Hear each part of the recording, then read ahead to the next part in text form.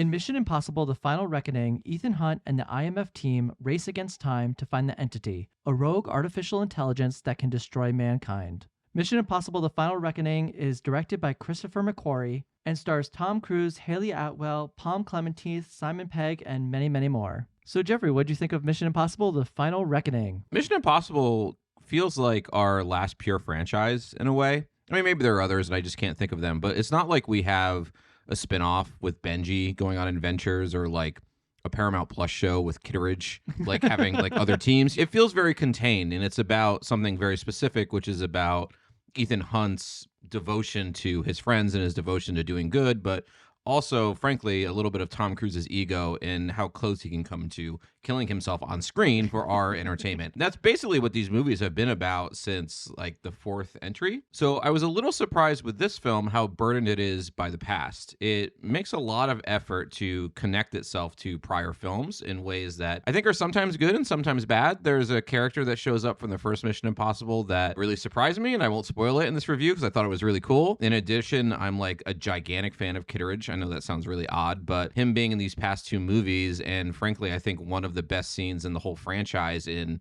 that aquarium scene in the first movie, I think really elevates some of the tension here. So some of the callbacks worked for me, but at the same time, there is this need, and I don't know, like a very dramatic need on the part of the producers and the directors to connect all of these films in a way that felt really haphazard to me, like I don't think was really necessary. You can very clearly tell that this wasn't orchestrated from the beginning. This isn't like you're watching a season of Mad Men or The Sopranos or something, and you watch it again, you say, oh wow, the finale, like this is baked in from the beginning, and they were setting it up the whole time. It doesn't feel that way at all. It feels very much retrofitted. It feels like they're looking back, like they had an idea of, I have to connect all of these things because this is going to be the last entry, at least for a while, or maybe it will be the last entry in a certain chapter of this franchise. However, they're trying to make a big ending out of this one way or another. And I felt like some of the ways that they connected those prior films to this film felt very like hammy and haphazard.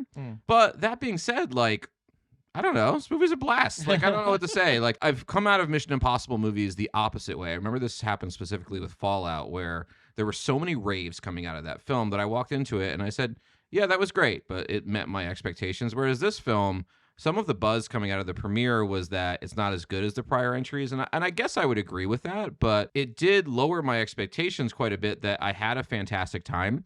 It's a movie that's pretty hammy. This may sound like a strange comparison, but it reminded me a lot of Armageddon, or just like general 90s thrillers where people have keys in slow motion and they're pushing them at the same time and they're about to push a button and make a terrible decision and everyone around them is like, you're gonna have blood on your hands. There's a lot of that in this movie and it's very dramatic, but at the same time, I wouldn't say it has self-awareness, but it did have a nostalgic factor for me that I gave it a pass for a lot of these over-dramatized, like really intense sequences that feel like they go on too long and they're just frankly too self-serious for a franchise that is really all about the fun. In general, I would say that this movie is a blast. I don't regret seeing it at all. I thought it was a really good time, even when it was objectively pretty messy. But I would completely recommend this no matter whatever criticisms I'm going to have. I'm just going to point out we literally got back from the movie theater just not 5 minutes ago. So yeah, this is another no notes review. No notes, unhinged review. Yeah, those are going well.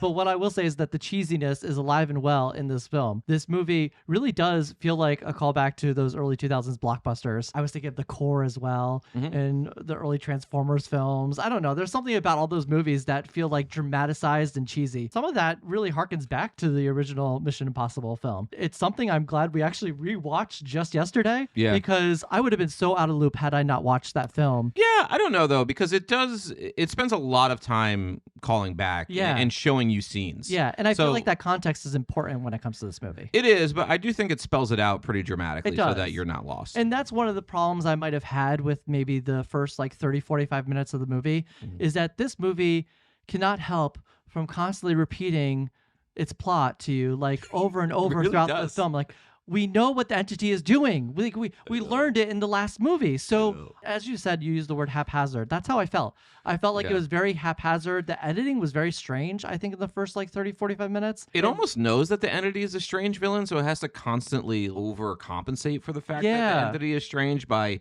talking about how dramatic and awful this is. Yeah. If so-and-so comes to happen. Yeah. And I feel like all they really had to do is maybe made more connections to like real life events. I think there's this tonally, this movie is really going for how maybe like the algorithms are affecting our ability to make decisions for ourselves. Like, AKA what is truth? Yeah, kind of thing. exactly. Yeah. So I think it's speaking a lot to what's happening in the world right now in terms of our digital lives. And I think that's very important, but I think maybe like leaning more into that instead of just constantly saying the entity's controlling it all. Yeah, I felt that a lot in the prior film as well. The entity is this shortcut, like a screenwriting technique to just make anything you want happen. Oh, the entity is controlling all the nuclear weapons. Oh, we can't talk about blah blah blah because the entity will hear. So we have to like orchestrate all of these strange situations where we go underwater and the entity can't hear us and all of this stuff. It just felt like very convenient, but I don't think that you can ever truly replace a great villain who's human. And we have Gabriel in this film. He's like an okay villain. He's not in the film a lot. And when you harken back to a lot of the great villains of this franchise, I mean, you have Philip Seymour Hoffman. John Voight is in the first film kind of as the villain. You have some good villains in this franchise that I felt like was really missing here. And if you had some sort of relationship between Ethan Hunt and the villain, I think that would have done a lot in lifting some of the dramaticism that this film is constantly imposing on us. Yeah. I think it's just because this character there's nothing to chew on. Yeah, which gets to an interesting part of this film, which I think that both Tom Cruise and Ethan Hunt are like really up their own ass. I don't know a nicer way to say that, but like this movie spends so much time talking about how wonderful Ethan Hunt is and how many times he saved the world and how nobody thanks him for anything. I admire this franchise a lot. In fact, when I was talking, S-word about Thunderbolts, I talked a lot about how Mission Impossible was something that I really respect in regards to like a lot of Marvel movies. So I do respect this franchise quite a bit, but this franchise has become a bit of a vehicle for Tom Cruise to do insane things, and it almost feels like they start with 3 or 4 outrageous stunts and then just build the movie around that. And the stunt work is magnificent in these movies. That was definitely the highlight of the film for me.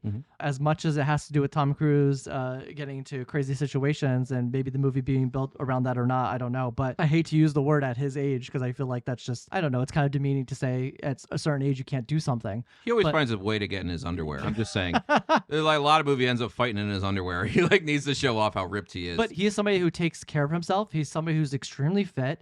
And to do a lot of these things is something like I think I can't even accomplish.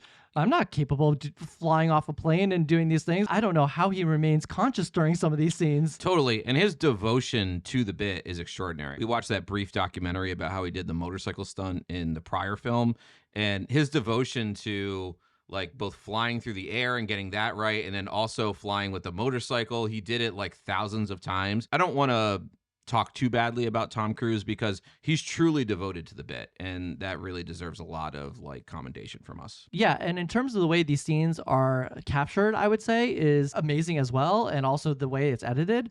So there's 2 scenes I want to talk about in particular that I thought were just fantastic. One is a submarine scene where he is trapped in a submarine trying to get the entity's source code. And so there's that scene, and then there's a second scene where he's flying on these 2 propellered, like the old, whatever we call them? I don't know what they're called, but those yeah, old, it's like, even in the planes. trailer. Yeah. And so he's like flying on that and falling through it and having to go from a seat to a seat. It's absolutely insane.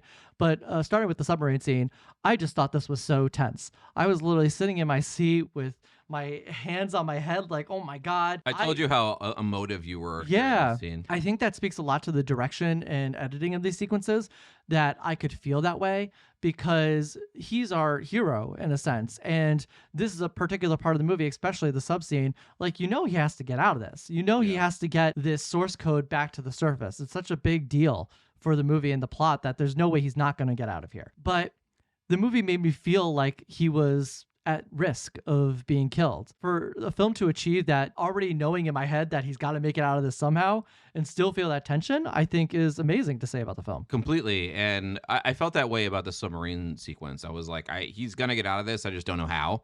Whereas with the plane sequence, and considering how much like both the marketing and the film has really put into like, this is the final reckoning, this is it.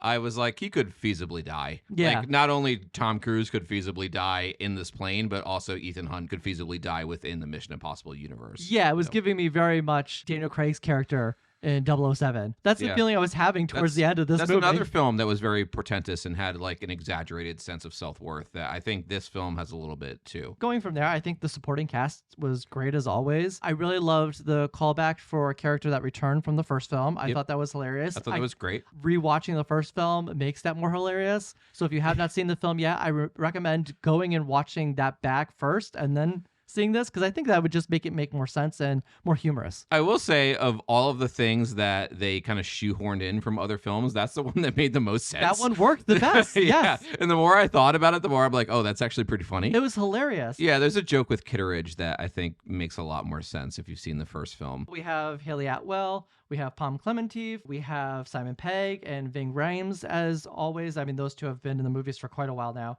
I think Ving Rhames has been like in every single one of them, right? Ving Rhames is the only one aside from Tom Cruise that's been in every one of them. Yeah, but on that topic of these two, Simon Pegg and Ving Rhames, they have so many emotional sequences in this film. I would actually extend that to the whole supporting cast. It's kind of emotional. There's a guy who's fairly new. I think he was just in the last film, and there are some sequences where he's kind of risking his life too towards the end that I was like, oh, I hope he survives. But what I will say about the supporting cast is I think like the purpose of it for the narrative is really in closure to that first film. The first film was really about him losing his team and that he wasn't able to save them.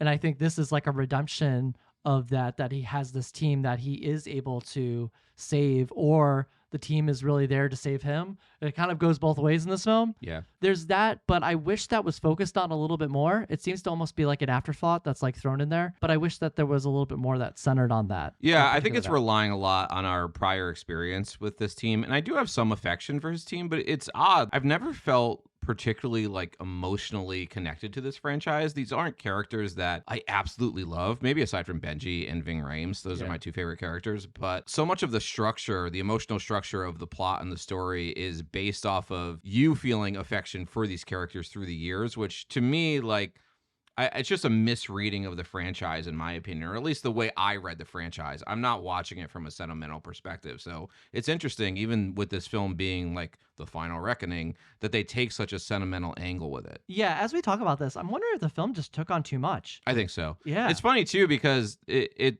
feels like a movie that's mostly divorced from the prior film. Aside from the entity, they feel like two totally separate films to me. And it was really supposed to be like two halves of the same film. Yeah. But this movie just has a completely different vibe than the prior film, in my opinion. Yeah, and Angela Bassett is here all of a sudden.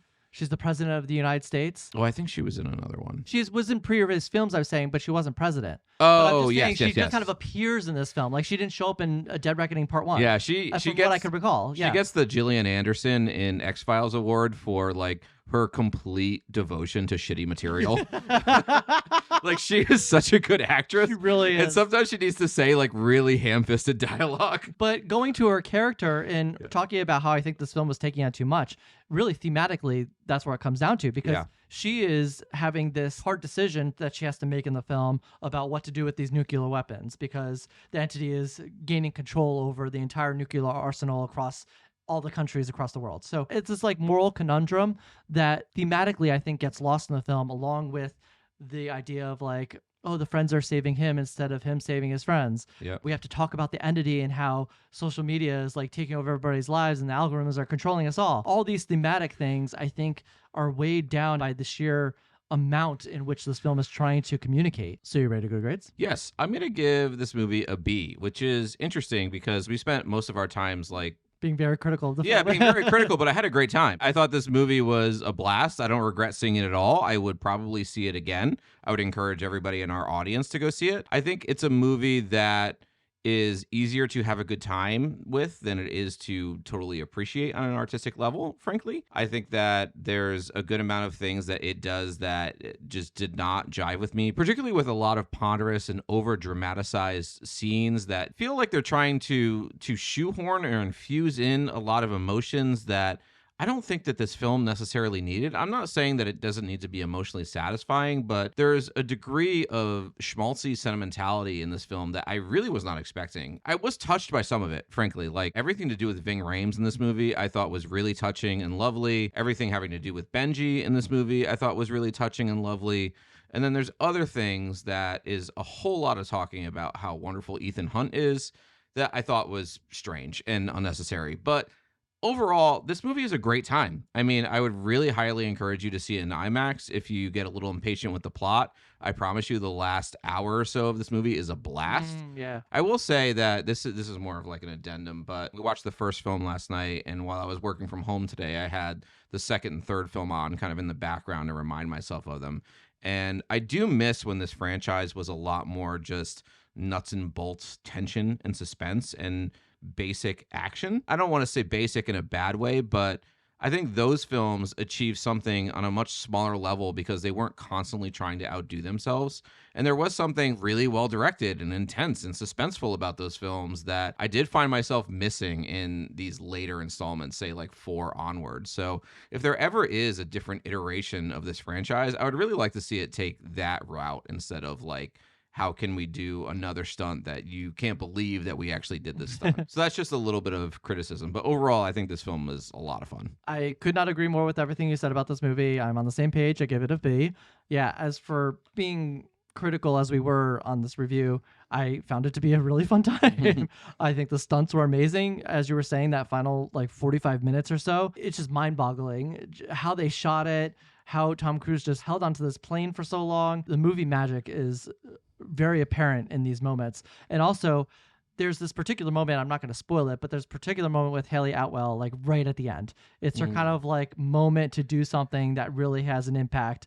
And there's this running theme throughout the movie that has to happen in a blink of an eye. Yeah. The one thing I loved about this moment is that it literally happened in a blink of an eye. And it was so exciting to me in a way that I hadn't felt in one of these movies in a while. Totally. Movies. And our audience was really reactive to that moment. Yeah. So many films, like, they build up to it with the ticking clock, like showing the time ticking down, blah, blah, blah. And this movie refuses to do that, but instead, like, just shoots it out you in the blink of an eye. And I thought that was just great. I agree. I love that scene. All right, and that's it for our review of Mission Impossible: The Final Reckoning. Mission Impossible: The Final Reckoning is now in theaters, so if you haven't seen it, go check it out. Let us know in the comments, what did you think about this movie? As always, thank you guys for watching, and we'll see you next time.